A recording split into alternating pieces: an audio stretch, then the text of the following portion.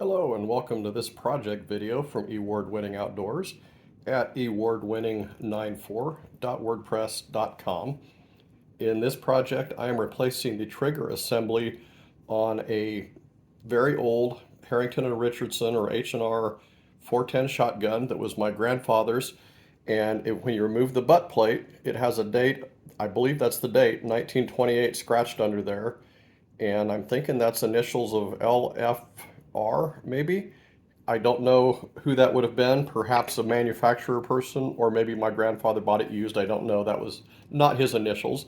But this gun has had a history of an extremely sensitive trigger to the point it's virtually unsafe to carry because just anything will make it go off once it's cocked. Well, I did a little figuring out and a little tracking down. I was nervous to start on the project, but this pin here that holds the trigger assembly in place, I found out all you got to do is drive that out and the whole trigger assembly comes out, and the problem becomes somewhat evident. That pin holds the trigger inside the housing. I'm trying to put it back in to demonstrate here, but you can see that the trigger housing or the trigger guard assembly is cracked. And what that crack does is it allows the trigger to move far enough back that it just barely engages that trigger spring. There's just no movement to it whatsoever. So after a couple false starts, I found the parts in a couple of sources. What I found out is these frames were extremely common in all their different gauges of shotguns, but the 410 frame is only about an inch thick and the others are about an inch and a quarter thick. So the first several times I ordered parts, I got ones that will not fit. I have now found a couple sources where I have ordered what I believe is going to be the right parts, and those are supposed to be here in a few minutes, and when they come in, we'll put it together and come back to finish this video. As I wait for the parts to show up, I might mention just a couple quick things here. One is when I first started this project, I did way more disassembly than was necessary. I had, for convenience primarily, I removed the barrel and the front stock, which basically the front stock just pops off with a little spring-loaded pin, and when you break open the barrel, it just pops right off. So these are very easy to do that, no big deal. I had also removed the butt plate, and there's a screw in there that holds the entire action into the buttstock. And then I had removed the trigger spring, or the hammer spring, which is within the stock here. None of that needed to be done. This whole trigger assembly is independent of any of that, and I could have saved a little bit of time by not doing that. Also, the hammer spring that I removed, those can be a real pain on these guns to remove unless you know what you're doing, which I did not the first time I did it. What I found out is at the back of the hammer spring, there's a little hole that goes right through the guide rod, and if you cock the hammer, that hole is beyond the end of the spring, and you can put a small nail or stout pin through it, and it will hold that spring under tension to allow you to disengage it from the back of the assembly. Not relevant to this project here, just throwing that out in case anybody else is going to be working on one of these. The other thing, since I'm making this video at the end of 2025, so this gun is now about 97 years old. Before I hunted with it, I did take it to a professional gunsmith and had him inspect it just to make sure there wasn't anything I was missing. This was my grandfather's gun, so it's a kind of a family heirloom. Not worth a lot financially, but it's worth a lot to me because it was my grandfather's. And like I told him, I would rather put it on a rack and never carry it again than blow it up.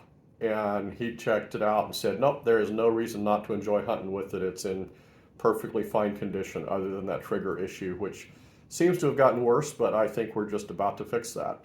So also, I guess I'll throw out one other thing. Because of that trigger issue, I've had a couple accidental discharges with this while I was hunting, which is what made me decide I have to do this job.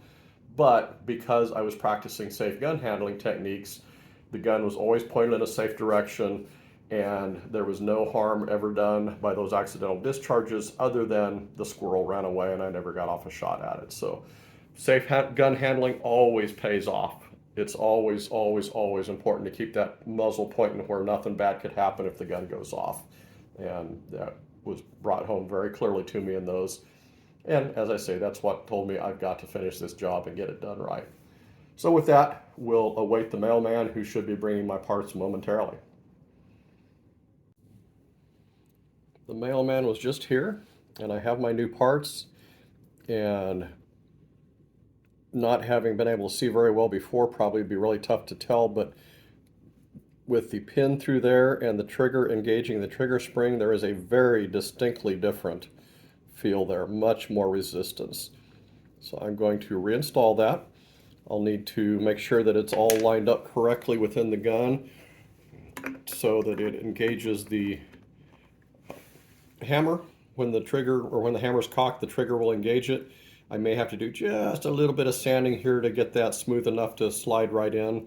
And we'll come back and take another look at that when I get those parts installed. Okay, it took a lot more work than I expected. The new housing was just a little bit snug in here, so I actually had to file down a little bit around the edge to get it to work.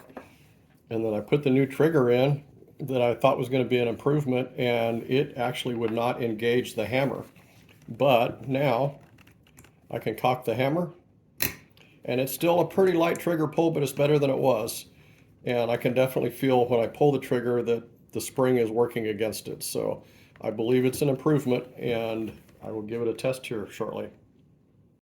Okay, I have put it back together. I've replaced the barrel and the forestock. I made a little blank to test it with.